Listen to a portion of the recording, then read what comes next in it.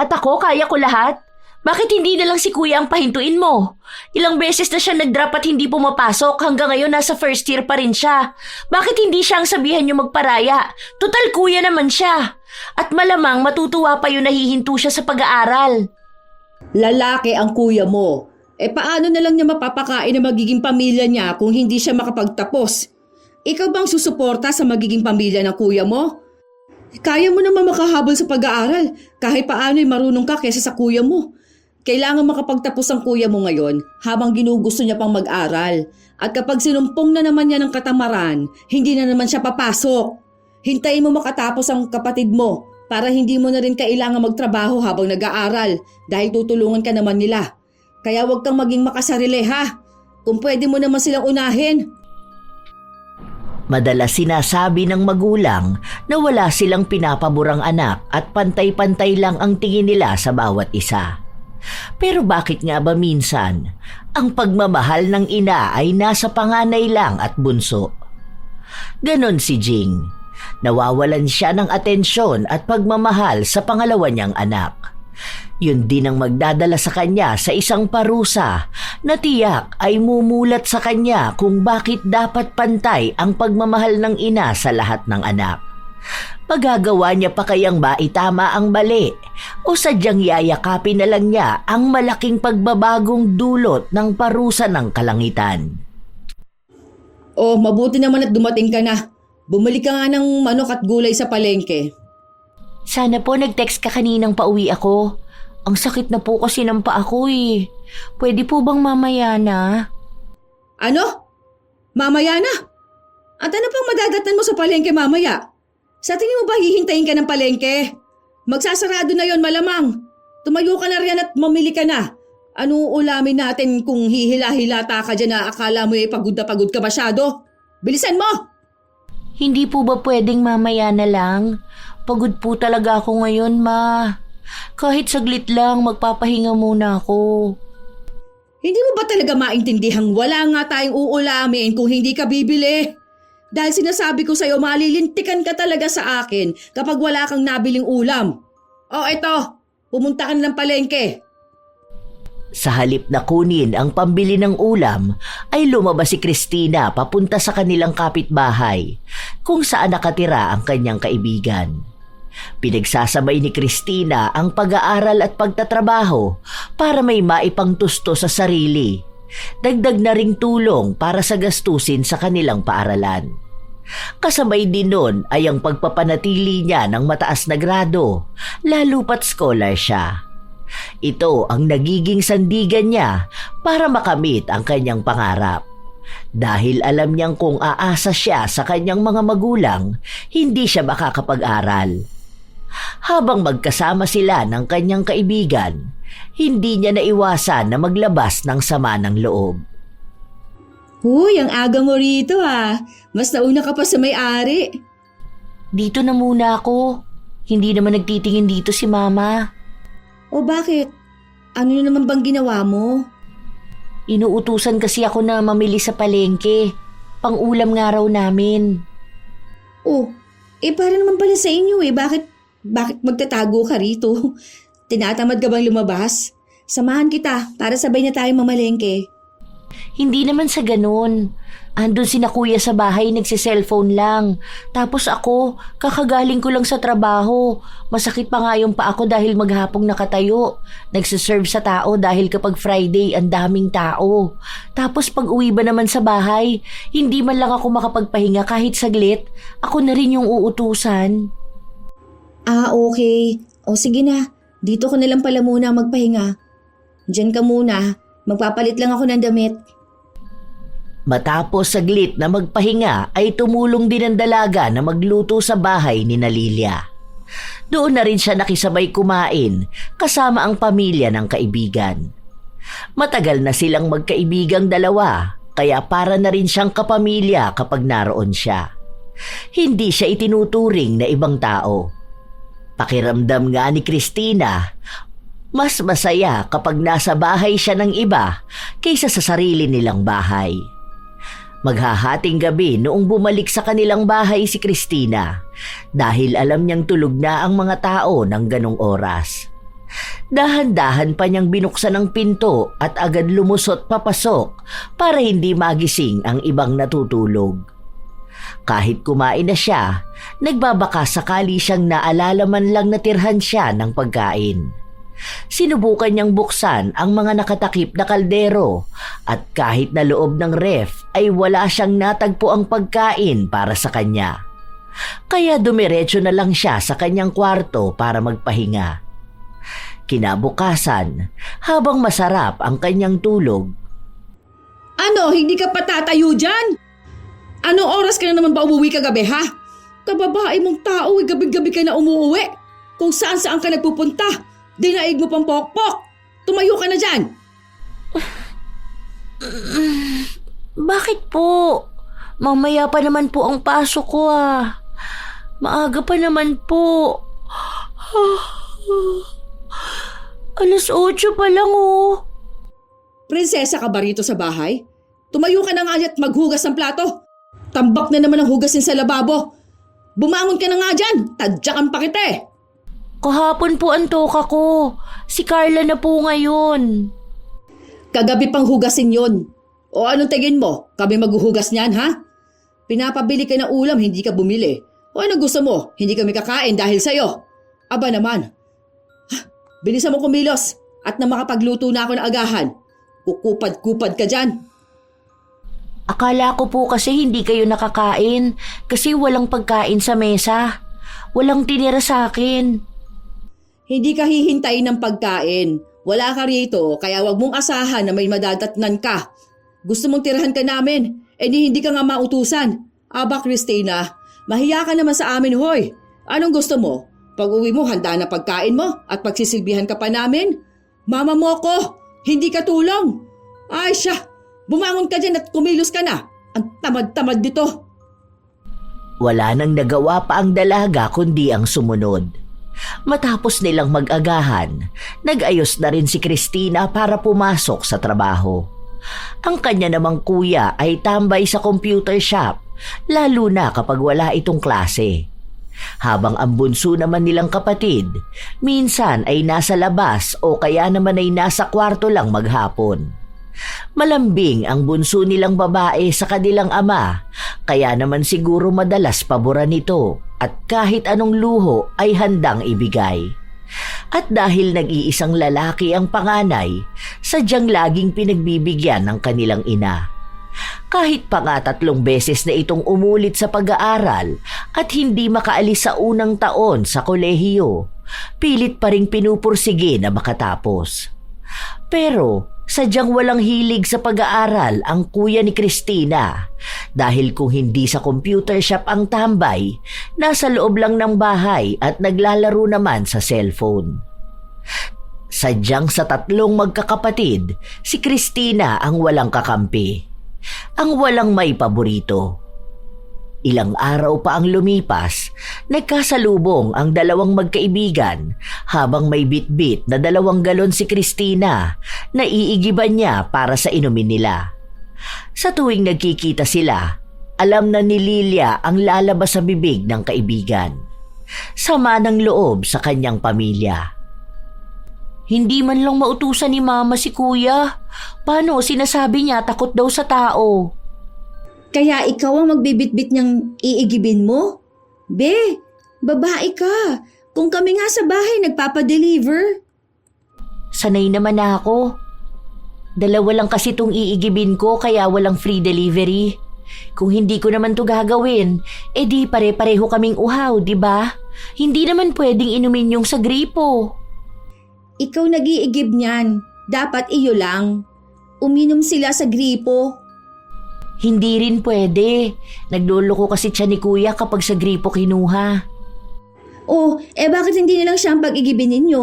Lahat na lang ikaw ang gumagawa Yaan mo na. Andito naman na rin ako Ay, ewan ko sa'yo. Isabay mo na nga lang yan sa amin, kesa naman magbuhat ka pa. Ang layo-layo niya, no?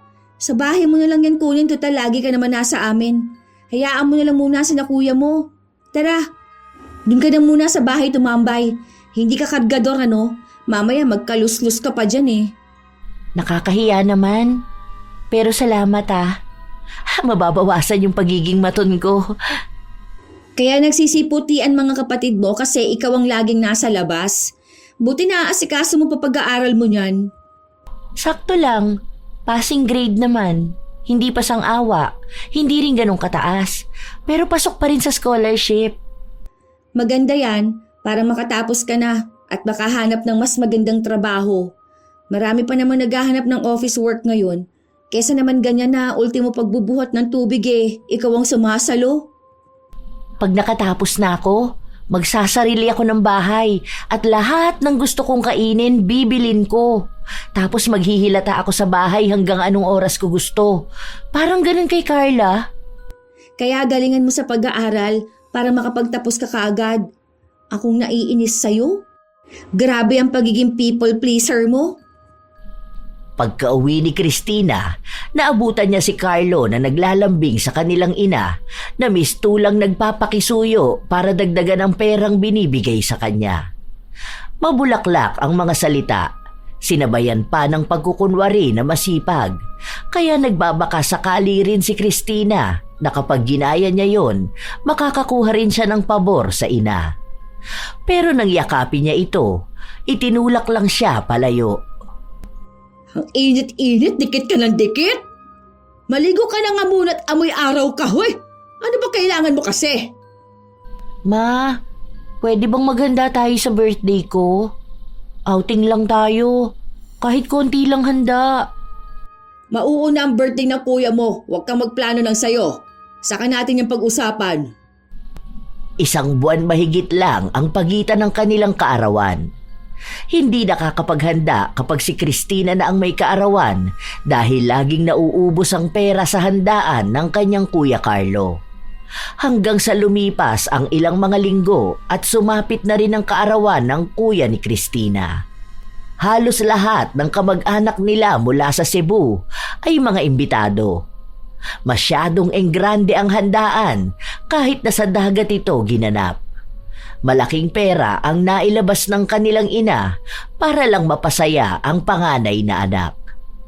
Nag-arkila ng sasakyan para sa mga kaibigan nito at lahat ay halos malunod sa dami ng pagkain. Masaya ang bawat usapan. Walang ibang nangyari kundi ang pagbibida ni Jing sa kanyang panganay na anak na mistulabang isa itong tao na sobrang daming karangalan na natamo sa buhay. Hanggang sa lumipas pa ang ilang araw, si Christina naman ang lumapit sa ina. Ma, may nakita na po akong pool. Mura lang po ang cottage, wala pang 500. Oh, para saan na naman yan? Di ba po birthday ko na next week? Para po makapagpa-reserve na tayo. Mga kaibigan ko lang naman po ang iimbitahan ko eh. Tapos wala naman akong gaanong kaibigan. Gastusan na naman ang iniisip mo. Hindi pa nga tayo tapos sa binabayaran nating utang eh. Kasi simula ko lang maghulog nitong nakaraan. Ngayon iniisip ko na naman ang budget. Nagsabi na po ako sa inyo nung nakaraan pa. Minsan lang naman po to eh. Saka kung iniisip niyo po ang gastusin, may ipon naman po ako. Dagdag na lang po natin. Saka hindi naman po maraming handa ang gagawin ko. Kahit pansit lang po tapos 2 putahe ng ulam. Ano ba, Christina? Hindi ba sabi ko sa'yo may binabayaran pa kami utang ng tatay mo? Nakita mo namang sagot namin lahat ng gastos ng birthday ng kuya mo eh. Saan mo naman sana ako pakukuhanin ng pera para paghanda sa'yo, ha? Hindi naman po malaking handaan ang hinihingi ko eh. 4 lang naman po ang mga kaibigang iimbitahan ko tapos tayo-tayo lang po. Hindi ko naman kailangan ng malaking handaan. Hindi naman ganun kay kuya o kay Carla. Mas mabuti pang ibigay mo na lang sa akin yung perang ipanggagastos mo sa birthday mo. Para naman kahit pa paano mabawasan ang iniisip kong pambayad sa utang natin. Sa halip na tulungan mo ko eh. Gusto mo pang dagdagan ang problema ko. Pera ko naman po ang gagamitin ko. Pinag-ipunan ko pa po yun. Ang tagal na po kasi nung huling naghanda tayo na birthday ko. Naaalala ko, 15 pa lang po ako nun eh. Magto-21 na po ako. Sige na ma, ngayon lang po para maimbitahan ko rin si Kevin. O sino na namang Kevin yan? Kaibigan ko po. Umuwi kasi ang mga magulang niya sa probinsya. Para lang sa lalaki gagastos ka? Anong klaseng utak yan? Lalandi ka na nga lang ibabaon mo pa kami sa utang. Po, ma, kaibigan ko lang yun. Gusto ko lang naman magkaroon kami ng picture na magkakaibigan. Kasi kapag umalis na siya, hindi ko alam kung kailan ulit kami magkikita. Birthday ko naman po Hindi naman po ako laging humihiling sa inyo. Ngayon lang. Sige na ma, pagbigyan niyo na po ako. Saan mo nga kami pakukuhanin ng pera para dyan sa luho na yan? Nagsusuka ba kami ng pera na kapag isang hingi mo lang makapagbibigay na kami agad? Kahit pera mo yan, tingin mo, hindi na kailangan magdagdag. Gusto mo pa ng pool? Gaano ba kalaki ang ipon mo? Nakaraan nakita mong hirap kami maghanap ng pag-uutangan para paghanda ng birthday ng kuya mo Hindi ka malang nag-ambag. May pera ka naman pala nun. Tinabi ko lang naman yun, ma. Baka kasi kulangin pera niyo Pero kung hindi talaga natin kaya, kahit dito na lang po kami sa bahay. Gusto ko lang po talaga makapaghanda kasama nila. Sila na lang po kasi lagi ang sumasagot sa akin. Kahit sana ngayong birthday ko lang, ako naman. Yan! Yan talagang gusto mong mangyari. Kunwari ka pang magpupul kayo pero gusto mo lang silang papuntahin dito dahil alam mong hindi ako papayag sa pool na yan. Tigilan mo nga ako dyan sa kaartehan mong ganyan, Christina. Panay ka gastos, hindi ka naman mayaman. Huwag mo lang subukang papuntahin yung mga kaibigan mong pariwara ha. Na mga walang alam gawin, kundi ang turuan ka ng mga katarantaduhan. Ma, nag-aaral din sila. Matataas pa nga po ang grades nila Lalo na po si Kevin. Sa katunayan nga po, siya ang madalas magturo sa akin kapag may hindi ako naiintindihan. Boyfriend mo na ba yung lalaking yan? Naku, sinasabi ko sa'yo, mabuntis ka lang na maaga, lumayas ka dito. Ganyan bang tinuro namin sa'yo? Hindi ba't pinagsabihan namin kayo umiwas muna sa mga relasyon na yan hanggat hindi pa kayo nakakapagtapos ng pag-aaral? Tapos gusto mo pang dalhin dito ang lalaking niya sa bahay? Maya ka naman, Christina, hoy! Kababae mong tao ay nagdididikit ka sa kung sino-sinong lalaki. At gusto mo pang ipagmalaki at iparada sa lugar natin, ha? Ano, para mapag-chismisan tayo? Hindi ka naming tinuruan na maging haliparot. Wala ka pang ang naitutulong sa bahay ay maglalandi ka na. Anong gusto mo, konsintihin ka pa namin? Subukan mo lang talagang dalhin ang lalaking yan dito sa bahay. Akong kakaladkad sa inyo palabas. Gusto mo pag-chismisan tayo? O dalhin mo sila dito nang makuha mong gusto mo. Sige lang, magkakasubukan tayo. Kaibigan ko lang po talaga siya, ma. Bakit naman po kayo ganyan? Pagdating sa akin, ang sama agad ng tingin nyo, kahit sa mga kaibigan ko lang. Hindi po lahat ng tao katulad ng kaibigan ni Kuya o ni Carla. Bakit po kapag sila ayos lang kahit madalas pang tambay sa bahay? Tapos kapag ako po bawal? Kahit nasa edad na rin naman ako, bawal din magjowa. Tapos si Kuya, ang dami na niyang ex na dinala sa bahay. Tapos ngayon si Carla, mas bata siya sa akin pero may boyfriend siya. Bakit po kapag ako, palagi na lang bawal? Lalaki ang kuya mo. Bakit ikukumpara mo siya sa sarili mo? Ikaw babae ka. Kapag nabuntis ka, kahihiyan mo at kahihiyan namin. Pagtatawanan lang tayo rito, di ba? Gustong-gusto mong may naririnig sa kapitbahay, ganun ba? Ikakatwiran mo pang kapatid mo. Alam ng kapatid mong hangganan nila ng boyfriend niya. Magkaibang-magkaiba dyan sa lalaki mong umaasa sa magulang niya. Bakit po, yung sinasabi mong lalaki ni Carla, hindi ba umaasa sa magulang niya? Pare-pareho naman po silang nag-aaral pa lang Pero ang pamilya ng boyfriend ng kapatid mo ay di hamak naman na mas mayaman at may kakayahan kaysa dyan sa ipinagmamalaki mo. Kaya nilang suportahan ang kapatid mo kung may mangyari man. Sa itsura pa lang, Christina, marunong ng pamilya ang kapatid mo. Ikaw, mga akala mong nag-aadik ang mga kasama mo. Mag-isip ka naman, hoy. Hindi yung basta may maikumpara ka sa kung sino. Ganyan naman po talaga kayo pagdating sa mga kaibigan ko. Lahat mababa para sa inyo. Pagdating sa akin, laging may mali. Parang lagi nyo pinaparamdam sa akin na wala ako na ibigay na ikasasaya nyo, kundi puro na lang problema. Sabihin na natin hindi sila ganun kayaman. Kaya nga po kahit maliit na salo-salo lang ayos na kami. Basta may mapagsaluhan sa birthday ko. Pero kahit anong pakiusap ko ayaw nyo. Sa kanila isang lambing lang bigay agad. Ako lait lang naririnig ko. Hindi mo ako makukuha dyan sa katramahan mo, ha? Alam mo sa sarili mong pantay lang ang tingin ko sa inyo. Intindihin mo kami, hindi yung ganyan ka. Kung ipagpipilitan mo yung gusto mong handaan, maghanda ka, pero wala kang mahihinging pera sa amin ng tatay mo. Ang tigas ng ulo mo, sinabi ng wala kaming hawak at malaki pa ang utang natin hindi ka makaintindi. Nag-aaral ka pero wala kang utak. Hindi na nakapagsalita pa ang dalaga dahil agad na lumabas ng bahay si Jing. Nang sumunod na linggo, nakuha rin ni Christina ang handaang gusto niya kahit isinabay lang ito sa kaarawan ng nobyo ni Lilia. Salamat ate. Ngayon lang ulit ako nakapaghanda ng birthday ko. Bigay ko na lang ang bag ko para dito sa cottage saka sa pagkain ha. Hoy, ano ka ba? Maliit na bagay lang to. Kung tutuusin, late na nga ng ilang araw para masabing celebration mo to, no? Okay na ang foods, saka cottage. Pero yung entrance yung lahat hindi ko nasagot ha. KKB tayo doon, okay? Isa pa, yung perang ibibigay mo, ipangdagdag mo nilang sa pang-araw-araw mo. Alam ko namang hindi ka binibigyan ng allowance ng mama mo. Ay, oo nga pala. Hindi talaga sila susunod. Ayaw nilang sumama ate. Ang alam kasi nila birthday ng jowa mo. Hindi ko naman kasi talaga birthday to. Nakisabay na nga lang ako. Nakakahiya naman mag-imbita ng marami. 'Di ba? Tapos wala naman akong ambag. Ewan ko ba dyan sa mama mo? Ang laki nung handaan ng kuya mo pero pagdating sa'yo, maski sana pansit lang no, tsaka ulam, hindi pa mapaghandaan. Kung hindi ko lang kayo kilala, pagkakamalan kong ampon ka dahil sa trato nila sa'yo Pinaglutuan ka ba ng mama mo no Biyernes? Baka naman kahit man lang pansit as in wala. Nagluto naman ng pansit panghapunan. Pwede na yun. At least meron. Masaya na ako dun.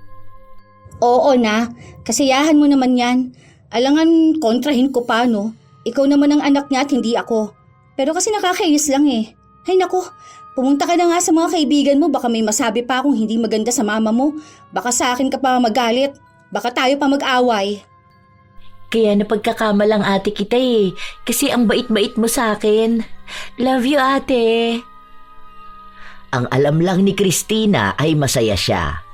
Masayang nakikipaglaro sa pool kasama ang mga kaibigan. Buong araw, puro lang siya pagtawa. Nakakagaan ang kalooban kahit pa hindi niya kasama ang kanyang pamilya. Pag-uwi niya ng bahay, sumalubong sa kanya ang tambak na hugasin. Tinapos na muna niya ito bago siya nagpahinga. Kinabukasan, pagka-uwi galing trabaho, may hinahanap si Christina na folder na ang tanda niya ay inilapag niya sa taas ng divider. Nang tanungin niya ang kanyang kuya, sinabi lang sa kanya nito na ang huli niyang nakitang may hawak noon ay ang kanilang ina. Ma, saan niyo po nilagay yung papel sa taas? Yung naka-folder tapos makapal? Pinandingas ko na. Nakatiwangwang lang dyan Sakto wala akong makitang pandingas. Ha? Ma, project ko yun. Kailangan naming i-report yun bukas Bakit niyo naman po pinandingas? Iniwan mo lang dyan Akala ko bang hindi mo nakakailanganin. Tinanong ko pa sa kuya mo, sabi niya hindi niya alam para saan yan sa hindi na kita matanong dahil nagmamadali na rin akong magluto Gutom na kasi ang kuya mo. Kasi nga ma, sa akin yun. Ano po bang alam ni kuya lagi nga yung walang alam. Pangalan ko ang nakalagay dun. Bakit sa kanya nyo tatanungin? Siya po ba ang may-ari? Sana sa akin nyo tinanong. Hindi yung basta-basta kayo nagsusunog. Malay ko bang kakailanganin mo pa yon? Bakit kasi kung saan-saan mo iniiwan? Tapos sisisihin mo ako sa pagiging burara mo? Kung itinabi mo sana yon, hindi ko makikita at magagamit na pangdingas. Nasa trabaho ako, ma. Ay, naku. Report ko yun Babagsak ako pag hindi kami nakapag-report. Bakit nyo kasi pinakialaman, ma? Nakatabi naman kasi yun. Ikaw ang burara dyan. Kung sana tinabi mo, hindi namin mapapakialaman. Maghahanap ka pa ng masisisi mo. Sa susunod matuto kang magsinop ng gamit mo. Nasa tabi nga po ng mga gamit ni Kuya. Paano naging burara? Naman, uulitin ko pa ulit lahat yun. Nasa kaklase ko pa naman ang files. Bukas na ang reporting niyan. Nakakainis naman nakikialam kasi kayo. Anong gusto mong gawin ko? Hindi ko na may babalik ang nasunog na. Bakit hindi mo nalang puntahan yung kaklase mong yan kaysa nakikipagdiskusyonan ka rito? Walang magagawa yung pagngangawa mo. Sa halip na gumawa ng paraan yan ang alam mong gawin. Hanapin mo sa likod. May natira pa yatang ilang papel dyan. Itinabi mo sa gamit ng kuya mo magtataka ka bakit napangdinga samantalang hindi ka naman dati naglalagay ng gamit mo dyan. Ikaw ang may kasalanan yan. Pero yung kay Kuya hindi nyo pinapakialaman at kayo pa ang nag-aayos. Yung akin lang ginamit nyo pang dingas. Hindi na po ba ako pwedeng maglagay dyan? Nawiwili ka na sumagot sa akin, ganun ba ha? Hinahayaan kita kasi akong nakagamit pero hindi ibig sabihin nun pwede mo na akong sagot-sagutin. Hindi ka na marunong gumalang dahil lang sa buwisit na papel na yan. Hoy, Christina, mama mo pa rin ako ha? Ang galing-galing mo mga tuwiran. Ganyan bang itinuturo sa iyo sa pinapasukan mong eskwelahan? Mas mabuti pa nga yatang huwag ka na lang mag-aral ano? Porket pinagbibigyan ka lagi at maluwag sa'yo, pwede mo na akong bastusin? Kung hindi mo yan isinama sa gamit ng kuya mo at itinabi mo na lang, wala kang magiging problema ngayon. Kung ginamit mo lang yung utak mo, hindi ka maghahanap ngayon. Kapag gamit ko ang nakalabas, burara. Kapag kay Kuya, okay lang kasi matagal niya nang nilalagay doon. Napaka-unfair naman nun. Ano bang kasalanan ko? Bakit laging ganito? Bakit laging ako na lang? Lumayas ka! Hindi ba masyado akong masama sa'yo, ha? Minamaltrato kita, di ba? Pwes, lumayas ka! Maghanap ka ng bago mong magulang! Doon ka! Nang hindi gumalaw si Christina ay siya namang hila ng ginang sa kanyang anak palabas ng bahay at sabay sarado nito ng pinto. Marahang naglakad si Christina papunta kina Lilia.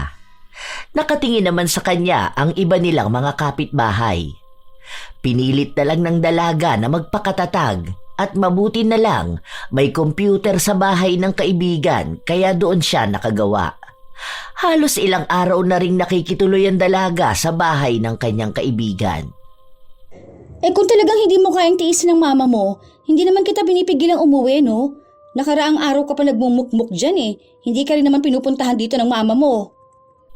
Napapagod na ako sa bahay. Napapagod na akong intindihin si Mama. Kapag sila Kuya siguro yun, susuyuin niya lang sila. Buti pang nandito ako, hindi ko kailangang mga pa.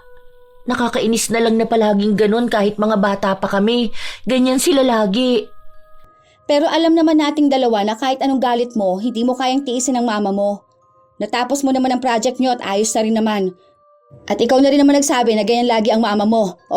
Edi wala na tayong magagawa doon. Ano pa nga ba? Wala namang ibang may mali lagi kundi ako. Nagpasya si Christina na umuwi, kung saan naabutan pa niya ang ina na naglalabas ng basura.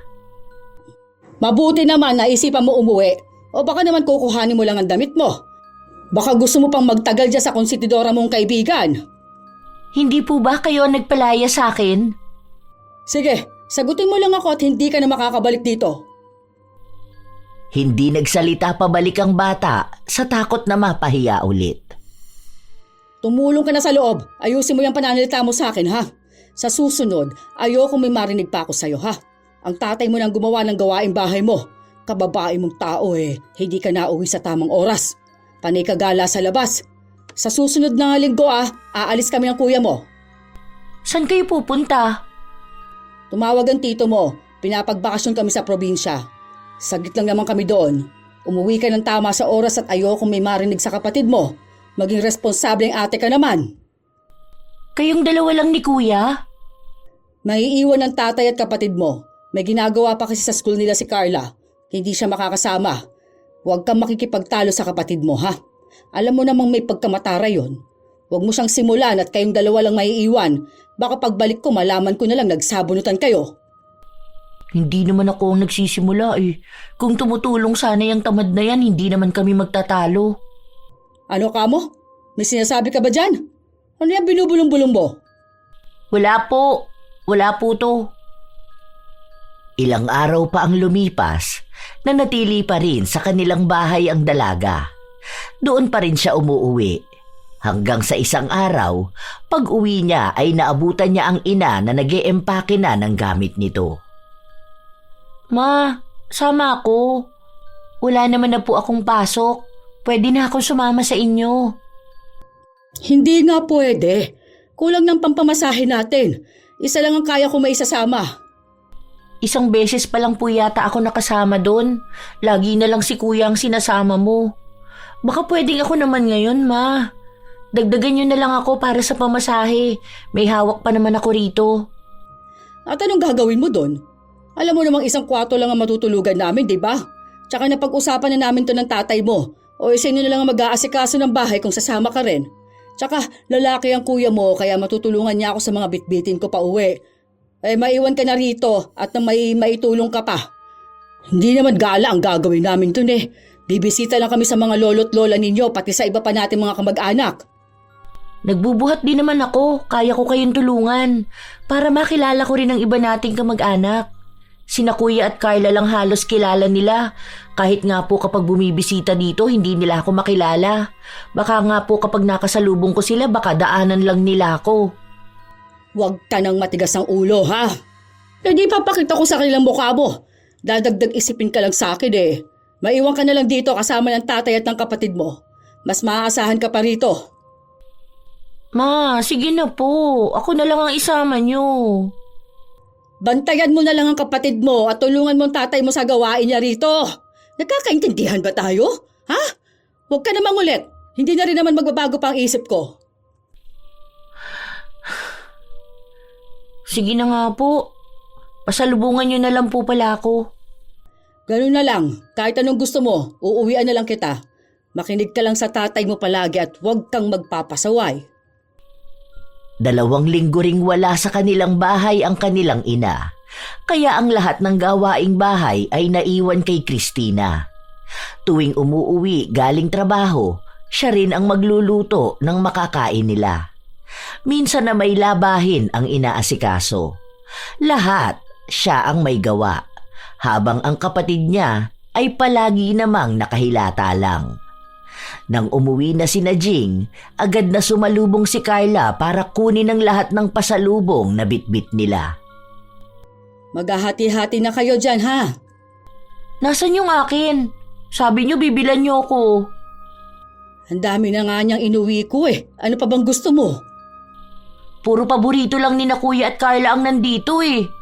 Eh yung sa akin po, iba rito hindi ko pa kinakain. Kinulang ang dala ko. Manguha ka na lang dyan. Hindi naman mauubos yan ng mga kapatid mo. Para naman yan sa lahat. Bakit pagdating sa akin, lagi na lang kulang ang pambili nyo? Pwede ba, Christina? Kararating ko lang, pagod ako, ha? Kung gadramahan mo na naman ako dahil hindi nasunod ang gusto mo, wag na yon. Ang mahal lang gusto mong ipabili. Hindi tayo mayaman na lahat ng gusto mo mabibili ng basta-basta. Diyos ko, kararating ko lang, sisimulan mo na naman ako. Kapag ginusto mo, ginusto mo! Hindi na lang kumibo ang dalaga dahil wala namang mangyayari kung makikipagtalo siya sa ina. Hanggang sa lumipas pa ang ilan pang mga buwan, nakapagtapos sa pag-aaral ang kanilang bunsong kapatid na may karangalan ding nakuha. Kaya naisipan ng pamilya nila na maghanda. Imbitado ang halos lahat ng kakilala at kamag-anak nila mula pa sa mga probinsya nila. Kaya't naisipan ding imbitahan ni Christina ang kanyang kaibigan para kahit paano'y may kasama siya sa okasyong yun. Oh, buti pumayag mama mo na magdala ka ng kaibigan mo. Kala ko ba ayaw niya sa amin? May magagawa ba siya sa'yo? Ang lapit-lapit lang ng bahay niyo tapos hindi kita iimbitahan. Subukan niyang hindi ka papuntahin at baka mapagchismisan kami. Ang laking handaan na naman ito. Baka naman lubog na naman kayo sa utang niyan, ha? Kinuha ni Mama ipon ko, pangdagdag daw sa gastusin. Pinadalan kasi ng tita ko si Mama nung nalamang nasa top nga daw si Carla. Bakit kinuha niya pa ipon mo kung napadala naman na pala siya? Pangbili daw ng regalo kay Carla. Kasi nagastos niya ang pera pambili ng cellphone ni Kuya. Hay nako, sobra-sobra naman sa luho mga kapatid mo. Aminin mo nga sa akin, totoo bang anak kanila? Pati ipon mo binigay mo lahat eh. Ay, kung kapatid mo ako na talaga sasapok sa'yo, pati dyan sa mga yan. Nagtabi naman ako ng para sa akin kasi ngayon lang nagpunta dito ibang kamag-anak namin kaya pinagbigyan ko na si Mama. Hindi ko rin kasi sila ganun kakilala. Hindi ka naman nakikihalubilo sa kanila. Hanggang tingin ka lang. Tapos na. Kaya lang sabi kasi ni Mama si Carla ang dapat nakikisama sa kanila dahil siya ang nagse-celebrate. Dapat siya ang bida. Tapos nasa kaibigan niya lang din naman siya. Bahala kayo? Ang gulo? Nakilala naman na nila ako eh. Hinahanap nga ako ni Tita Esther. Nang magsidatingan ang mga kumare ni Jing mula pa sa ibang lugar, agad niya itong pinaupo sa katabing lamesa nila Christina at doon nakipagkwentuhan. Dinig ng dalawa ang usapan ng kabilang lamesa na pinagdidiskusyonan ang nakababata niyang kapatid. Mabuti na lang daw at nagmana ang bunso nila sa kanilang ama na marunong sa eskwelahan. Pinupuri din nila ang kagandahan ng dalaga na nooy nakabistida. Mukha nga raw itong isang anghel at pinagpala si Jing sa kanyang anak na babae. Binanggit din ng isang babae si Christina matapos na makita itong nasa kabilang lamesa lang. Hay nako, kita mo? Puro kain lang ang alam gawin yan, ni hindi nga tumulong sa pagkain ng mga bisita. Hindi ko rin alam kung saan nagmana ang itsura niyan eh. Baka sa parte ng tatay niya o kaya doon sa iba namin kamag-anak. Ang itim-itim, laging tambay sa labasan kaya ayan, nasunog. Tigas-tigas naman kasi ng ulo niyan. Magpapangalawang taon pa nga lang yan sa kolehiyo eh, samantala mag-21 anyos na. Eh yung panganay ko siguro ang kahawig ko. Ayun o, sa loob ng sala, medyo mahiyain lang kasi yon. Pero napaka-masunuring bata. Ang bait no, datang lambing. Ang ibang nakikinig naman ay sumasang-ayon lang sa ginang habang panay ang puri sa mga kapatid ni Christina. Pinahinto niyo ako tapos ako pa rin ang may kasalanan. Sige na, ako na ang pangit sa pamilyang to. Naku, wag mo nilang pansinin. Ikaw naman, hindi ka pa nasanay sa mama mo. Alam mo namang makapanganay yan no? Dito pa kasi tayo umupo eh. Ito na lang kasi yung may bakanting upuan eh. Saka hindi ko rin naman alam na dito sila pupwesto. Nananahimik na nga ako. Ito naman kasing si kuya ayaw lumabas, ako tuloy ang napag-iinitan dito. Kitang-kita ako dito. Tapos ito namang si Carla. Sabi ni Mama batiin niya ang mga bisita. Nagpunta naman sa kabilang dulo kasama ng mga kaibigan niya. Kung may pagpipilian ako, ayoko rin naman dito. Lagi na lang akong nakukumpara tuwing nakikita ko. Wala na tayong magagawa sa mama mo. Hindi naman tayo makalipat ng upuan. Naalala ko, hindi ba wala kang duty bukas? Gusto mo sumama sa amin magpunta ng bayan? Maglilibot at kakain na rin siguro sa labas. Hindi pwede, may gagawin ako bukas. Maglalaba ako saka maglilinis. Ano ginagawa ng mga kapatid mo? Aalis sila bukas. Mag-isa lang ako sa bahay. Ilalabas ni tatay si Carla. Si Mama naman, lagi naman siyang wala sa bahay. Minsan lang naman ako makapag-relax kaya susulitin ko na. Relax ang tawag mo dun? Wala si Mama para pansinin lahat ng gawain ko. Kaya relax yun. Basta kung magbagong isip mo, tawagan mo lang ako. Kinabukasan, nagtrabaho sa loob ng bahay ang dalaga. Pero saglit lang din siyang nakapagpahinga bago dumating ang ina na may mga bitbit kaya tinulungan niya ito. Noong magluluto na, siya rin ang nag-asikaso ng mga gulay. Nung kakain na sila, habang sumasandok si Christina ng kanyang pagkain, napansin niyang naglalagay ng maraming ulam ang kanyang ina sa isang mangkok. Hindi naman po mahilig sa manok si tatay ah. Naparami yata yung sandok mo niyan, Ma. Natabihan ko ng tatay mo para sa kuya mo to ha. At hindi pa nauwi. Anong oras na baka gutumin siya pagdating? Akala ko po ba kung wala dito wag nang titirhan at baka masayang. Eh anong gusto mo? Sumpungin ang sakit sa tiyan ng kuya mo? Gastusin na naman sa gamot ng kuya mo. Ang hirap-hirap asikasuhin ng kuya mo kapag may sakit eh. Ikaw nga isipin mo nga munang sasabihin mo bago ka magsalita. Sarili mo lang iniisip mo. Matuto kang isipin ng mga kapatid mo. Tirahan mo rin sila, hindi yung puro ikaw na lang. Huwag kang masyadong swapang. Ang dami-dami na nga niyang nasa plato mo maghahangad ka pa ng mas marami. Naturingan kang babae, ang takaw-takaw mo kumain. O sige, magpalobo ka. Tingnan natin kung may magkagustong lalaki sa'yo. Hindi ka na nga kagandahan lamon ka pa ng lamon. Ang kuya mo, kalalaking tao doon. Madaling magutom at malakas kumain kaya kailangan may madatnan siya. O anong gusto mo? Magluluto pa siya ng madaling araw. Paano kung hindi na niya kayanin na magluto? Mag-isip ka rin ha? Huwag puro tiyan mong pinapairal mo, patay gutom ka ba? Hindi ka naman pinagugutuman dito bakit ganyan ka mag-isip? Wala nang tamang lumalabas sa bibig mo. Tawagin mo na nga mga kapatid mo para makakain na tayo. Bago pa ako mawala ng gana dahil sa'yo. Hindi na lang nagsalita si Christina at pinuntahan ng kapatid na nakahiga sa kanyang kwarto. Masama man ang loob niya habang kumakain ay hindi niya na lang sinabi dahil alam niya rin namang pagsasabihan at pagagalitan lang siya ng kanyang ina. Isang araw, habang nagwawalis sa bakuran si Christina, ay narinig niya lang sumisigaw ang kapatid niya na kung hindi lang din naman daw ito makakapag-aral sa gusto niyang universidad, hindi na lang siya mag-aaral at hindi ito magtitiis at makikipagsiksikan sa maliit na bahay na yon ng panghabang buhay kasama ang kanilang ina. Anak, masyado naman kasing malayo ang gusto mong puntahan. Saan mo naman kami pakukuhanin ng malaking pera? Sa tuition pa lang kukulangin na tayo. Baka pwede ka na lang mamili sa mas malapit dito. Sa halip na makausap ng maayos si Carla, sumigaw lang na dapat gawan nila ng paraan, kasabay pa ang paghahagis ng gamit. Itinulak pa nito si Jing, kaya agad na lumapit si Christina para itayo ang ina. Ma, okay ka lang? Teka, uminom ka po ng tubig. Magtatrabaho na muna siguro ako sa kakilala ko para makapag-ipon ako ng tuition ng kapatid mo. Pwede naman di siya mag-part-time. Parang ako lang. Para hindi na rin kayo mapagod, ma. Sabihan niyo na lang siya, total naman, college na rin siya. Saka siya naman ang may gustong mag-aral sa malayo. Pagsikapan niya na lang din. Kung gusto niya talaga yon, dapat siyang gumawa ng paraan. Kung ako nga kaya ko Alam kong kaya niya rin yun. Huwag mo ngang ikumpara ang kapatid mo sa'yo. Hindi ko siya kailangan pilitin magtrabaho kung kaya ko naman magtrabaho para sa tuition niya. Kung gusto niya magtrabaho para sa sarili niya, hahayaan ko siya pero hindi ako magsasabi sa kanya. Siya na nga lang ang may pagmamalaki ko Hindi ko pa ba siya kayang pag-aralin? Magtatanong ako sa mga tiyuhin mo kung may nalalaman silang bakanteng trabaho. Yang kabaloktotan ng utak mo ha.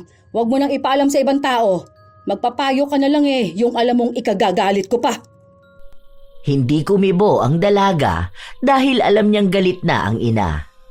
Isang araw pagkagaling sa kanyang pinapasukang trabaho, agad dumiretso sa kanyang ina si Christina para makahingi ng panghulog para sa nalalapit nilang enrollment. Wala tayong hawak ngayon. Baka pwedeng tumigil ka muna sa pag-aaral para makaluwag naman tayo sa gastusin. Bakit po?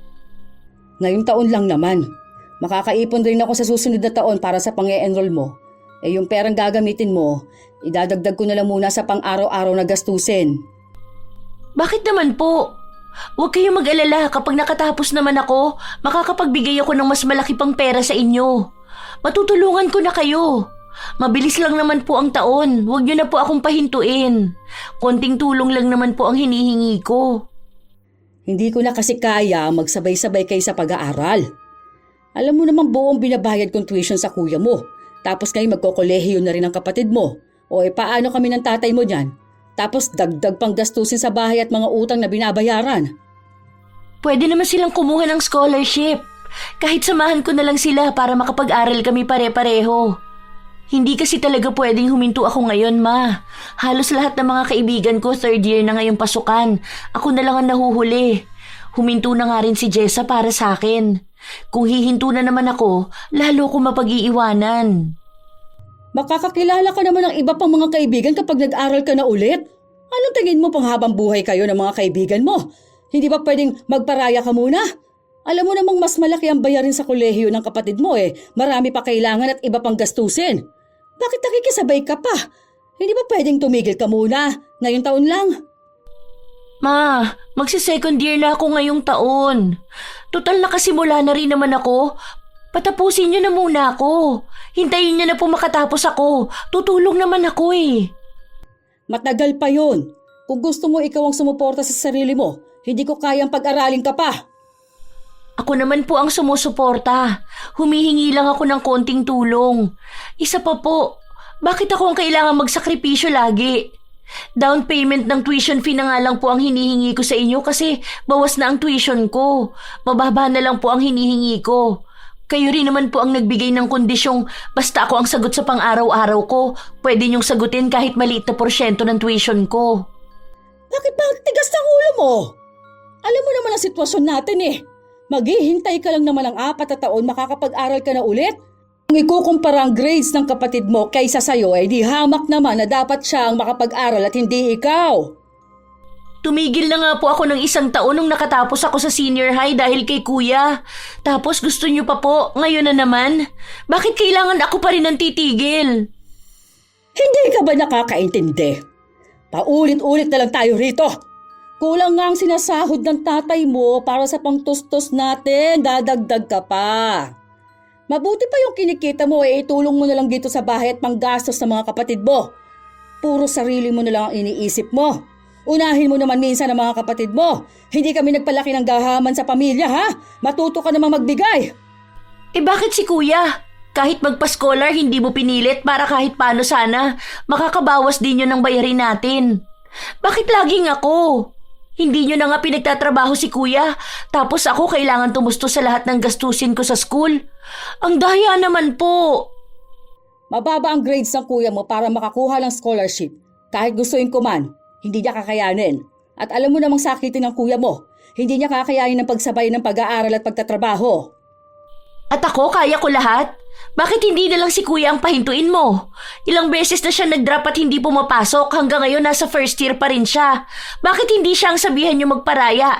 Total kuya naman siya. At malamang matutuwa pa yun nahihinto siya sa pag-aaral. Lalaki ang kuya mo. Paano niya lang mapapakain na magiging pamilya niya kung hindi siya nakapagtapos? Ikaw bang susuporta sa magiging pamilya ng kuya mo? Kaya mo naman makahabol sa pag-aaral kahit paano marunong ka kaysa sa kuya mo. Kailangan makapagtapos ang kuya mo ngayong habang ginugusto niya pang mag-aral at kapag sinumpong na naman niya ng katamaran, hindi na naman siya papasok. Hintay mo makatapos sa mga kapatid mo para hindi mo na rin kailanganin magtrabaho habang nag-aaral dahil tutulungan ka naman nila. Kaya huwag kang maging makasarili, ha? Kung pwede mo naman silang unahin. At magiging utang na loob ko pa yon? Kahit ako ang pinapatigil mo? Ako na lang lagi ang kailangang umintindi sa inyo. Kahit mangutang na lang ako para lang makapagtapos sa pag-aaral, basta hindi ako titigil. O tapos ano? Kami magbabayad ng utang na yan? Dagdag ka sa sakit ng ulo? Gusto mo maperwisyo kami dahil sa patong-patong na utang at interes, ha? Ganyan na ba kakita ng utak mo dahil lang sa kagustuhan mo makipagsabayan sa mga kaibigan mong walang ibang ginawa kung hindi ang magbulakbol? Sila na lang lagi ang sinisisi mo. Bakit ang mga anak mo hindi mo pagawa ng paraan? Bakit ayaw niyo akong patapusin sa pag-aaral? Bakit ako ayos lang na hindi makasabay sa mga kaklase ko? Para maging alila niyo at may magsilbi sa inyo kasi walang silbi ang mga anak niyo? Ayusin mo yung pananalita mo. Ina mo pa rin ako, kaya kahit anong mangyari, ako pa rin ang masusunod. Responsibilidad mo ang pagtulong sa bahay. Hindi ka namin pinalaki para maging batugan at pabigat sa amin. Sana sila na lang ang naging anak nyo para wala kayong ibang pinoproblema. Para hindi nyo na kailangan magtuon ng atensyon sa akin at gumastos para sa akin. Total, pabigat lang naman ako sa inyo. Kahit nasa ampunan ako, mas masaya pa siguro kaysa dito na kailangan ko pa magmakaawa bago ko magawa ang kahit anong bagay na gusto ko. Sana hindi na lang kayo naging magulang ko. Napakahirap yung pasayahin. Natigilan magsalita si Christina matapos na sampalin ng kanyang ina. Ingrata ka? Wala kang galang? Walang habas yung dila mo? Maghanap ka ng magulang na kaya kang pagtiyagaan. Tingin mo ginusto namin na ikaw ang maging anak namin, ha? Magpasalamat ka at kaming naging magulang mo. Nabigyan ka namin ng maayos na tirahan at may nakakain ka. Agad din namang umalis ang dalaga sa kanilang bahay dahil hindi na niya kaya ang pagtatalo na yon. Sa bahay ng kaibigan niya muna siya nagpalipas ng sama ng loob. Oh, bakit namumula ang pisngi mo? Nasaktan ka na naman ba ng mama mo? Ano bang nangyari? Pinapahinto na naman kasi ako ni Mama dahil mag-aaral na raw si Carla. Nasampal niya ako. Gusto niya magparaya ako. Paano naman ako? Gusto ko na rin makapagtapos at makahanap ng maayos na trabaho at sariling bahay na malayo dito. Wala ba akong sariling buhay at pangarap? May gusto rin naman ako marating sa buhay, hindi yung nagsisilbi ako at nagpupunas ng mesa. Bakit laging ako ang kailangan magsakripisyo? Kahit sa gawaing bahay, ako pa rin ang kailangan gumawa. Si kuya na laging nakatambay lang sa bahay, hindi niya inuutusan. Si Carla wala ring ginagawa. Matalino daw kasi kaya ayos lang para makapag-focus sa pag-aaral. Pero bakit ako? Responsibilidad ko na lahat yun. Kung hindi pala nila ako kayang buhayin, sana pinamigay na lang nila ako kaysa ganito ang ipaparamdam nila sa akin. Ayoko na talaga. Napapagod na ako. Hindi ko alam kung papayag ka. Desisyon mo naman yung buhay mo eh. Baka kailangan umiwas ka muna. Gusto mo, sumama ka na lang sa amin? Saan kayo pupunta? Sa susunod na buwan kasi lilipat na ako sa Pampanga. May nakuha na rin akong upahan. Ang kasama ko lang naman doon si Mama. May iwan mga kapatid ko rito. Oh, ikaw ba?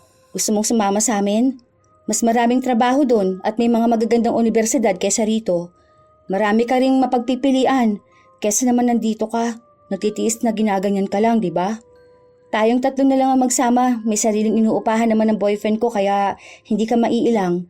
Kapag nakaluwag ka na, edi doon ka na lang mag-abot sa amin. Hindi kita pipilitin kung hindi mo pa kaya. Hindi ba ako magiging pabigat sa inyo? Bakit pa kita yayayain kung yan ang nasa isip ko? Kapag naging maayos ka na, edi doon ka na lang tumulong sa amin sa bayarin kung yan ang inaalala mo. Basta sabihan mo ako kung anong desisyon mo. Next week kasi luluwas na kami para maayos na ang titirahan natin. Sasama na lang ako sa inyo kaysa nandito ako at naghihintay ng himala. Andiyan naman si na kuya eh. Kaya niya nang alagaan si mama. Si Carla kasi, lagi namang kasama ni tatay. Mamaya sinasabi mo lang yan dahil galit ka. Huwag kang magdesisyon ka agad-agad. Bibigyan naman kita ng oras para makapag-isip. Next week sabihan mo ako. Pag-isipan mo muna maigi bago mo ako sagutin baka kasi nabibigla ka lang at magsisi ka sa huli. Ilang araw na rin siyang hindi kinikibo ng kanyang ina, maliban sa mga araw na inuutusan siya nito. Dahil 3 araw na lang ang natitira bago ang pag-alis papunta sa ibang lugar, naglakas ng loob si Cristina na kausapin ng ina na nakaupo sa tapat ng kanyang asawa na nag-aayos ng upuang sira. Ma, magpapaalam lang po sana ako. At saan ka naman pupunta? Gagala ka na naman? Wala kami may bibigay na pera sa'yo. Humingi ka sa mga kaibigan mo kung gusto mo. Hindi po. Luluwas akong Pampanga at doon na muna ako maninirahan. Ipapaalam ko lang po sana para hindi niyo ako hanapin. Gusto mo maglayas? Dahil lang hindi ako pumayag na mag-aral ka ngayong taon. O ngayong kaya mo magtrabaho, tinutubuan ka na ng sungay, ganun ba? Kung maglalayas po ako, hindi na ako magpapaalam sa inyo. Magtatrabaho lang naman po ako doon. Mas mataas naman ang pasahod doon kaysa rito.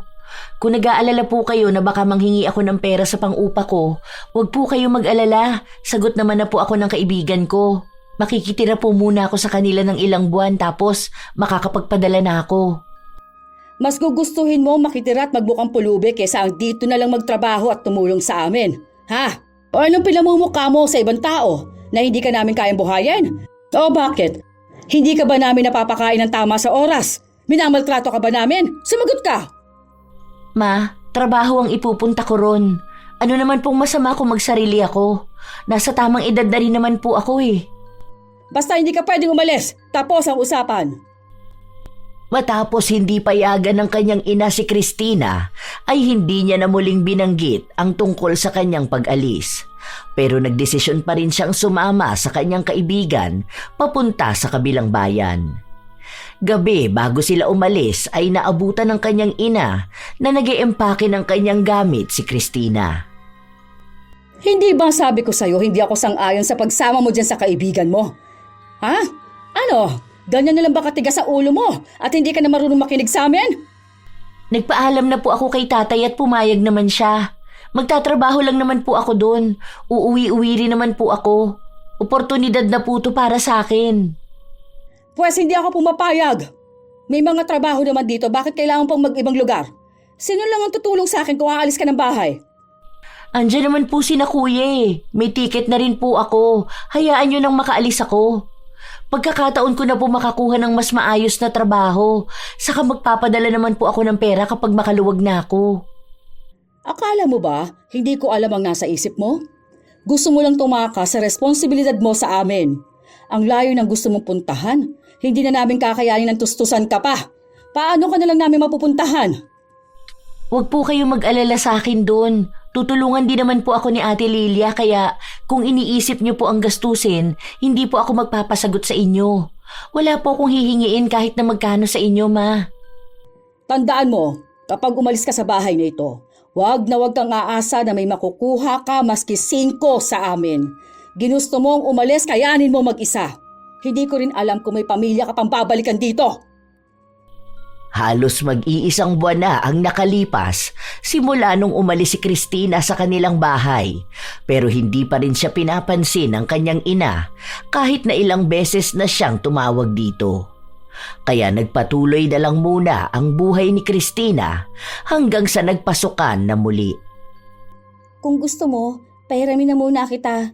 Baka kulang na ang pera mo sa pambili ng gamit sa pasukan nyo. Ay, hindi. Wag na. Ang dami nyo nang tinulong sa akin. Pinakiusapan mong maihabol ako ngayong SEM tapos pati gastusin ko sasaluhin mo pa. Nakahanap naman ako ng trabaho. Kaya na yung sumuporta sa akin. Malapit pa sa school. Pag sahod ko, makakabili na rin ako ng mga kailangan ko. Kaya wag mo na ako idagdag sa isipin mo, ha? Isa pa, may ipon pa naman ako. Mapagkakasya ko pa naman to. Kaya lang, pasensya ka na hindi ako makapag-aambag kahit man lang sa pagkain. Nakakahiya na nga kasi ilang linggo na rin ako nakikikain ng libre sa inyo. Pero hayaan mo, kapag kaya ko naman ako na rin ang bibili ng bigas at grocery. Ano ka ba? Ayos lang yun. Para namang hindi ka sanay kumain sa amin Ngayon pa ba? O kumusta pala kayo ng mama mo? Si tatay ko lang ang nakakausap ko ngayon.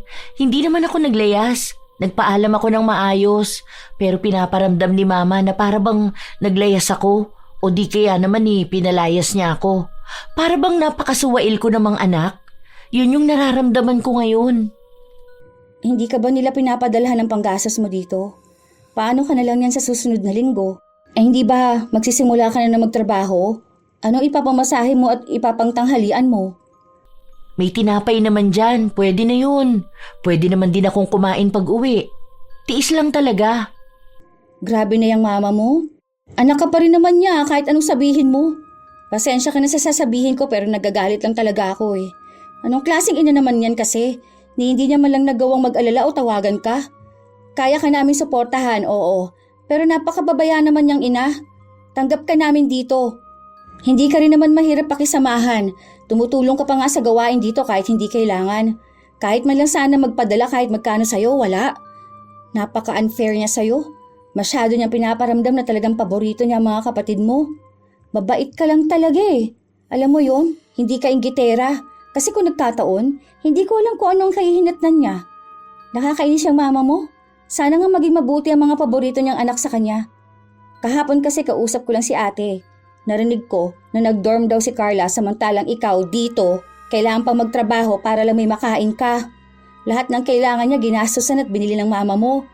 Ay ewan ko talaga kung anong mangyari kapag nakarma yan sila sa sobrang unfair nila sa'yo. Lagi naman siyang ganyan pagdating sa kanila. Sanay na ako. Kaya nga sumama na lang ako sa inyo dahil ganyan. Kahit sumama ang loob ko, wala naman akong magagawa. Kapag si kuya ang ginabing umuwi, madalas tinatabihan niya na agad ng pagkain, kahit na kaunti na lang ang matira sa amin. Bakit hindi mo sabihin sa tatay mo yan? Para naman kahit papaano siya magbigay sa'yo. Si tatay kay Carla nakatuon ng pansin. Halos lahat ng natitirang pera niya, kay Carla niya na naibibigay. Kung manghingi man ako, kay mama niya na lang ako pinapakiusap. Kaso laging nauubos ang pera niya kay kuya pa lang. Hayaan mo na sila. Bakit mo ba sila naaalala? Wala lang. Kasi napatawag nga si ate ko. Ayun, napag-usapan namin na para daw kasing hindi ka tumutulong sa mga kapatid mo. Kailangan daw nila ng allowance. Kinulang daw kasi ang hawak nilang pera sa dami ng gamit na kinailangan ng kapatid mo. Nagtatanong siya kung kumusta ka na dito at kung nakahanap ka raw ba ng trabaho para daw naghihintay ng padala mo yung pamilya mo doon sa inyo. Mabuti na lang at nandito na ako. Kahit anong gawin ko kasi doon, wala pa rin. Nahihirapan na akong suyuin sila. Halos mag-iisang taon na ring hindi nakauwi si Christina sa kanila dahil masyado itong naging abala sa kanyang pag-aaral at pagtatrabaho. Ang mga bakanteng araw niya naman ay ginugugol niya sa pagtulong kina Lilia. Hindi rin naman sila masyadong nakakapag-usap ng ina, lalo na't hindi pa rin sila nagkakaayos. Gusto mo bang sumabay sa amin pa uwi? Birthday kasi ni Lolo maghahanda daw si na Tito kaya pinapauwi kami. Total, bakasyon nyo naman, baka gusto mong sumama. 3 araw lang naman tayo dun, tapos babalik rin agad tayo. Hindi rin naman ako pwedeng mawala sa trabaho kung matagal Magpapaalam na pala ako sa boss ko para makapagpa-substitute ako. Ang tagal ko na rin kasing hindi nakauwi sa amin. Hindi ko rin naman makausap si mama. Madalas kasi akong pagod. Tuwing araw ng sahod ko lang sila nakakausap kapag nagpapadala ako. Hindi ko rin alam kung okay na ba kami. Sa paglipas ng mga araw, muli na namang nakabalik si Christina sa kanilang lugar. Dahil inabot sila ng gabi, kina Lilia na lang muna nakitulog si Christina. Kinabukasan, habang tumutulong siya sa pag-ayos ng mesa at upuan, ay naririnig niya ang mga bulungan ng ibang tao matapos dumaan ang kanyang kapatid. May nangyari ba? Hindi ko na sinabi sa'yo kasi alam kong gipit ka rin. Pero nung nakaraang buwan lang kasi, nahuli ng pagbibigay ng perang mama mo kay Carla. Naputulan daw kasi silang ilaw, kaya yun ang inunang binayaran ng mama mo. Inutang niya pa nga ang pambayad sa ate ko. Pinagdududuro at pinahiya raw ng kapatid mo ang mama mo sa labas Ang sabi niya, kapag nagkatrabaho siya, huwag siyang aasahan ng mama mo na may makukuha siyang pera dahil ang kinikilala niya lang na magulang ay ang tatay mo. Tutal, palamunin lang din naman daw siya ng tatay mo. Bihira na lang din umuwi ang kapatid mong yan pero kung uuwi man, magdadala lang ng labahin tsaka hihingi ng allowance, ganun daw. Tapos nagsimula na sila magkaroon ng chismis na baka yun na raw ang naging karma ng mama mo. At hinayaan lang ni mama na sagutin siya ng ganun? O ano namang magagawa niya? Mas matapang at suplada ang kapatid mo. Kapag pinupuntahan nga raw siya dun sa inuupahan niyang bahay hanggang dun lang daw sa likod yung mama mo Minsan kasi sinamahan ni ate yan si mama mo na maghatid ng gamit at pera sa kapatid mo. Si ate pa nga ang pinalapit niya kasi nakakahiya raw kasi ang itsura ng mama mo. Tapos ang laki palagi ng kailangan niyang pera para sa gastusin niya sa kolehiyo. 5 uniforme nga agad ang ipinabili niya sa tatay mo dahil hindi niya kaya maglaba pagkatapos mag-aral. Naku, pasalamat siya at hindi akong kapatid niya, baka nasa bunutan ko siya. Kumusta naman si kuya?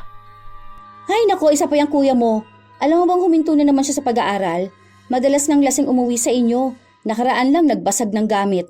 Natamaan pa nga ang mama mo mabuti na lang daw hindi ganun kalalim. Sinagot-sagot din ng kuya mo ang mama mo. Kesyo, ang malas niya raw na naging magulang ang mama mo. Ang pangit na raw, mahirap pa. At kung hindi naman pala niya kayang ibigay lahat ng gusto nila, bakit binuhay pa siya na para lang madamay sa paghihirap ng pamilya ninyo? Para lang ba daw matamatahin ng mga kamag-anak ninyo matapos nilang malaman na wala siyang ginagawa sa bahay niyo at nakatambay lang, palamunin. Ewan ko ba sa mga kapatid mo? Kasalanan din naman kasi yan ng mama mo Masyado niya kinonsinti mga kapatid mo. Baka kontranato niya lang sila kung paano kanya tratuhin. Baka sakaling mas matino sila ngayon. Naawa lang ako sa mama mo. Mula daw kasi nang umalis ka, wala nang ibang naggawa sa gawaing bahay kundi ang mama mo lang. Tapos kung pahiyain at ikahiya siya ng mga kapatid mo, sobra. Tingnan mo nga, halos lahat ng kapitbahay alam nangyayari sa inyo. Tatay mo naman madalas hindi nauwi kasi panay OT. Para lang may maipambayad kayo. Hoy, mamaya sinasabi ko sa'yo to tapos iwan mo ang buhay mo sa Pampanga para tulungan dito ang mama mo Ayusin mo, maayos na ang sitwasyon mo doon. Hindi kita pinipilit na tumira kasama namin dahil ang gusto ko. Pero lalong hindi rin kita dinadala sa maling landas, no? Hindi porket tanggap kita, kukonsintihin ko yung pagkamartir mo. Hindi ko sinasabing tiisin mong mama mo. Mama mo yun. Pero maawa ka sa sarili mo. Tandaan mo, ikaw ang magdadala ng buhay mo. Hindi pa nga ako tapos sa pag-aaral ko. Bakit naman ako magsistay rito? Nakakuha na nga ako ng mas magandang trabaho ron. Mabuti na yon na nagkakalinawan tayo. Tapusin mo muna ang pag-aaral mo, pagkatapos kung ano man ang maging desisyon mo sa buhay pagtapos nun, hindi kita pipigilan. Baka isakripisyo mo lahat ng pinagpagura mo dun tapos makikita na naman kitang umiiyak ha. Tama na nga to. O ano, sa amin ka ba matutulog mamaya? Uuwi na muna ako. Namimiss na raw ako ni tatay eh. Halos 1 taon din akong hindi nakauwi sa amin.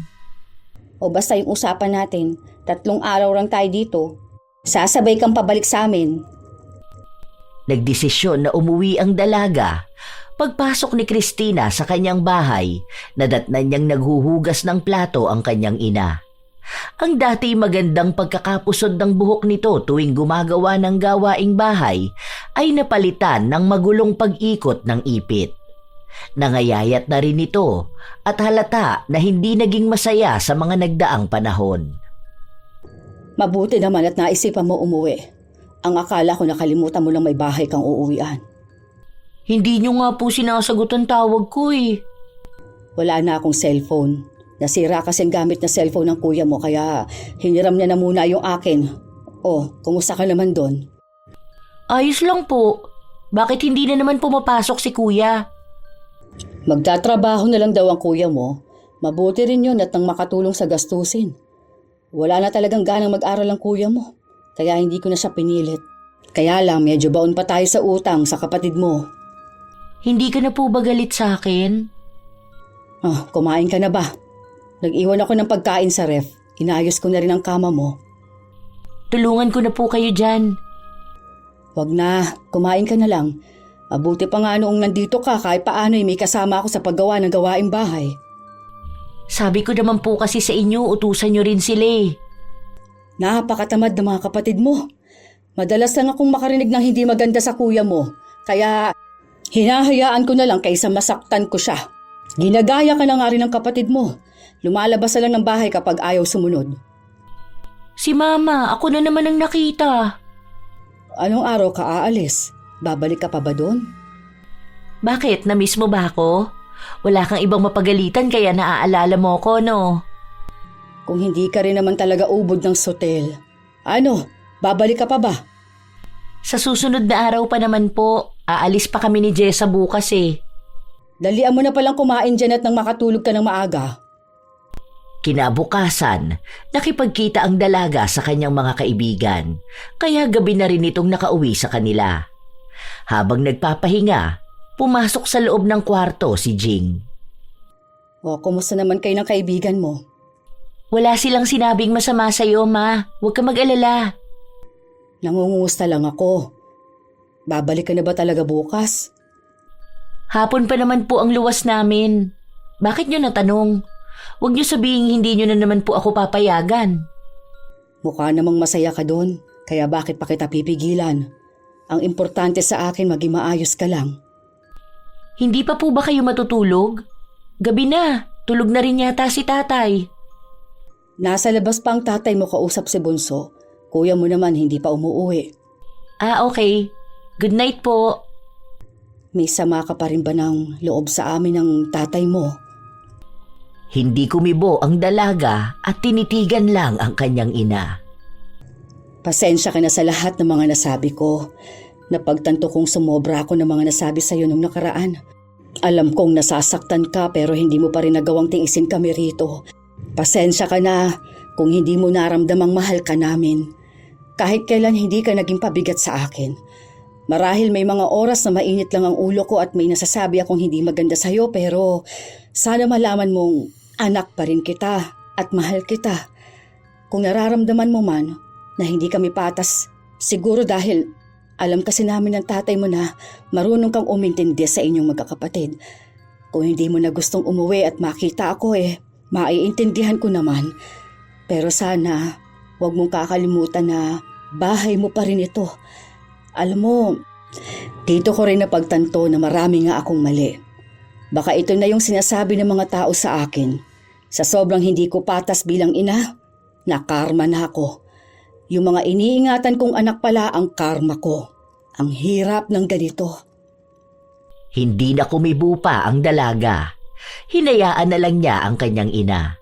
Dahil hindi naman niya maaaring sabihin na masaya siyang nagsisisi ang ina, pero hindi niya rin naman mapigilan na sumang-ayon na baka nga karma na ang naningil kay Jing. Lalo na't alam naman ng langit kung anong ginawa niyang mali sa kanyang anak. Sa masyado niyang pagbuhat sa kanyang ibang anak, ito rin pala ang mga anak na hihila sa kanya para bumagsak. Isang araw, gabi na nang umuwi si Christina galing sa trabaho niya. Naabutan niya ang kaibigan na nasa sala lang. Ang tagal mo! Kanina ko pa hinihintay ng mama mo. May dala siya mga prutas at pagkain. Wala naman kayo sinabing bibisita kayo. Sino pong kasama niyo magpunta rito, Ma? Wala ba kayong pinagkakaabalahan? Napadaan lang ako. Tinignan ko lang kung kumusta ka rito. Dito raw muna matutulog mama mo.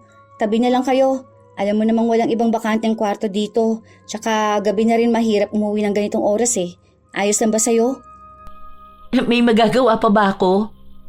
Kumain na ba kayo? Hindi pa. Hinihintay ka namin para sabay-sabay na tayo. Nagdala ng lutong ulam ang mama mo. Pagkatapos maghapunan ay inayos ni Christina ang hihigaan nila ng ina, habang si Jing naman ay nagpapalit ng damit. Kumusta kayo sa atin, Ma? Balita ko po nakakita na ng trabaho si Kuya.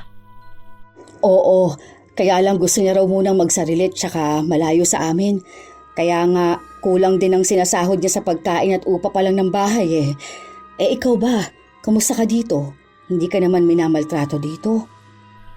Si Mama, pinagdudahan pa si na Ate Lilia. Nakita niyo naman po, maayos ang trato nila sa akin. Para nga pong tunay na kapatid. Huwag kayong mag-alala sa akin dito, Ma. Okay naman po ba ang pang-araw-araw niyo doon? Napapagkasya naman. Malaki ang bawas ng scholarship ng kapatid mo. Medyo huli niya na lang naisipang ilakad pero nakahabol rin naman. Tsaka nakakatulong rin ang naipadadala mo.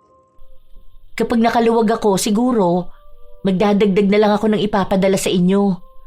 Ngayon lang po kayo nakapunta dito, di ba? Gusto niyo bukas bago kayo umuwi, iikot ko kayo? Wag na. Maabala pa ang pagpasok mo. Hindi yan. Wala naman po akong pasok bukas. Saka kung iniisip niyo po yung trabaho ko, pwede naman po ako magpaalam.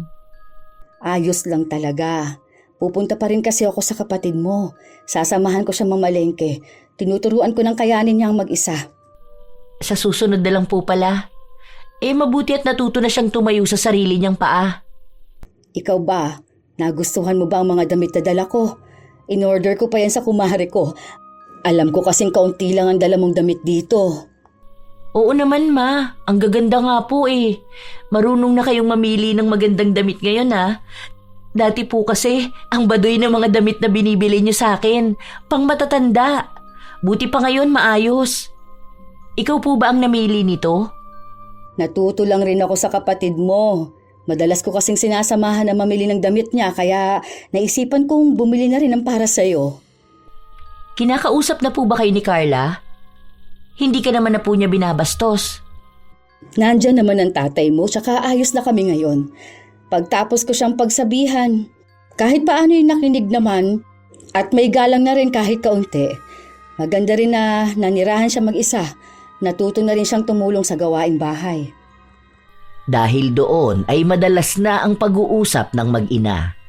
Hanggang sa lumipas pa ang panahon, pinauwi ng kanyang ina si Christina noong araw ng kaarawan niya dahil naghanda ng kaunting salo-salo ang ginang.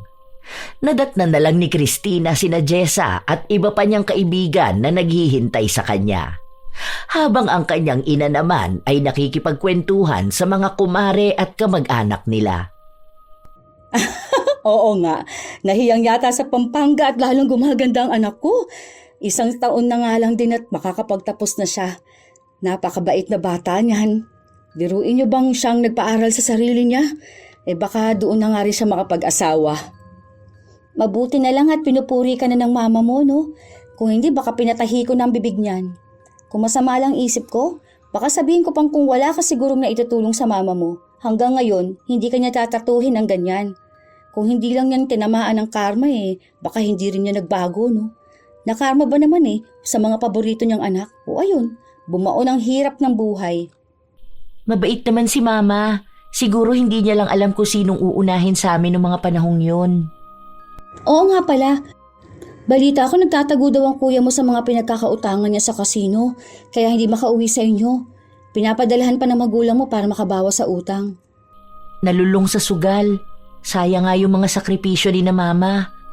Sa ngayon, hindi namin alam kung nasan siya. Pinaghahanap pa rin kasi siya eh. Ay baka yan naman ang karma ng kuya mo na dapat niyang pagbayaran, no? Basta ako, masaya ako para sa'yo at kahit paano nabibigyan ka na ng halaga ng mama mo. Maswerte lang siguro talaga ako kasi kung hindi ako nagdesisyong sumama sa inyo, siguro hanggang ngayon hindi pa rin nagbabago ang buhay ko. Maswerte ako kasi binigyan mo ko ng chance. Thank you ha. Hayaan mo, makakabawi rin ako sa'yo. Ang drama mo naman. Pero mas dapat ka magpasalamat sa sarili mo kasi nagdesisyon kang baguhin ang buhay mo. Ang hinanakit sa puso ni Christina ay naghihilom na makalipas ang panahon. Naging maayos na rin ang relasyon nilang mag-ina. Hindi man inabot ng mahabang suyuan pero naroon na ang pagpaparamdam ni Jing ng pagmamahal sa kanyang anak.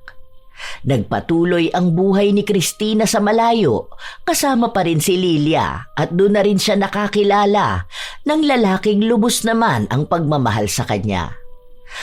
Kahit na nagkaayos na ang mag-ina, si Jing naman ay nagbabayad pa rin ng kanyang mga pagkakamali. Ang karma na pumataw sa kanya ay hindi na lumubay pa. Lalo na ang problema sa panganay niyang anak na patuloy pa rin ginagawa ang kasalanan. At ang bunsong anak na hindi pa rin tuluyang kontrolado. Minsan talaga, ang pagbabayad ng karma ay hindi madaling mawala, lalo na kung nakatatak na sa langit ang pagkakamaling nagawa. Minsan talaga, may mga magulang na hindi nila alam na may paborito na silang anak. Hindi man nila sinasadya, halata ito sa paraan ng kanilang pagpabor sa mga salitang mas magaan kapag para sa isa at sa mga salitang mas mabigat kapag para sa iba. Ang iba'y ipinagtatanggol kahit mali, habang ang isa naman ay kailangang magpaliwanag kahit wala namang kasalanan. Sa ganitong sitwasyon, unti-unting nabubuo sa puso ng anak ang maraming hinanakit. Ang tahanan ay dapat maging lugar ng kalinga, hindi kompetisyon. Ang mga anak ay hindi dapat pinag-aagawan ang atensyon ng magulang dahil tungkulin ng magulang na iparamdam na pantay ang pagmamahal sa lahat. Sana'y maunawaan ng mga magulang na ang mga anak ay may kanya-kanyang paraan ng pagpapakita ng pagmamahal at hindi dapat ikumpara ang isa sa iba. Tandaan na ang pagiging mabuting magulang ay hindi nasusukat kung paano mo nagagawang bigyan ng pansin ang iisang anak, kundi ang pagbibigay ng pantay na pagmamahal sa bawat isa. Karamihan sa mga magulang, aminin man natin o hindi, ay meron silang mga paboritong anak na mas madalas nilang nabibigyan ng aruga, atensyon at pagmamahal. Madalas sa maliliit na bagay tulad ng pasalubong o kahit simpleng yakap galing sa kanila, maswerte ang mga napapaboran, pero paano naman ang ibang napapag-iwanan? Kayo ba mga apo? Minsan nyo na rin ba itong napagdaanan? At kung kayo man ay may sariling karanasan katulad ng ating bagong kwento, maaari nyo itong ibahagi at nais kong mabasa. Naway may natutunan din kayong aral. Shout out sa ilan sa mga masusugid na tagapakinig ng mga istorya ni Lola Telang. Joseph Apego, Mary Jane Rico, KMM ng Hong Kong, Vivian Baterbonia, Danilo Candido Jr., Karen Joy Aranda, Nana, Mirna Alfaro, Melanie Braza, Lorena Morate, Jeneline Jacobe, Florence Joyce Ferras, Flordelisa Galang, Jocelyn Balangkit, Michelle Okumura.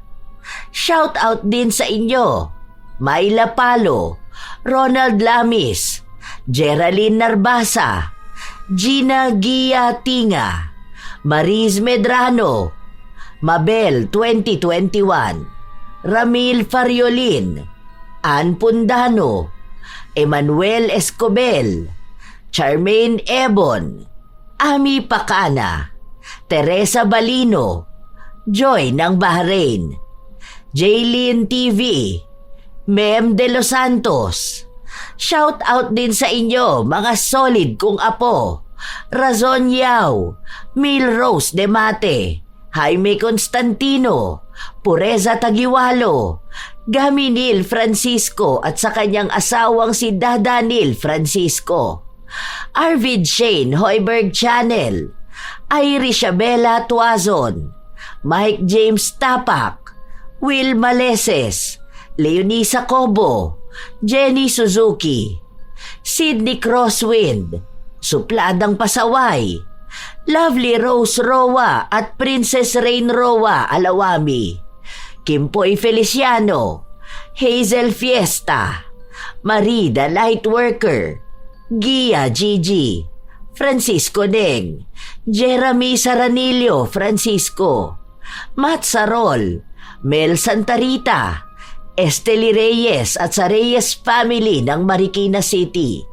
AJ Chua, Vicky Yabut, Roy Lacandalo, Josefina Fuelias, Maria Lee Nakagawa, Elise Padilla, Lynn Hasegawa, Lydia Lopez, Lance MBB, Rosalina Bugayong, Ami Yong, Angelina Ignacio, Ray Galedo at sa Galedo family ng Kabuyaw, Laguna, Roslyn Mangilin, Cherry May Libiran, Ami Bag. Ito ang inyong Lola Telang at maraming salamat sa palagi ninyong pakikinig mga apo.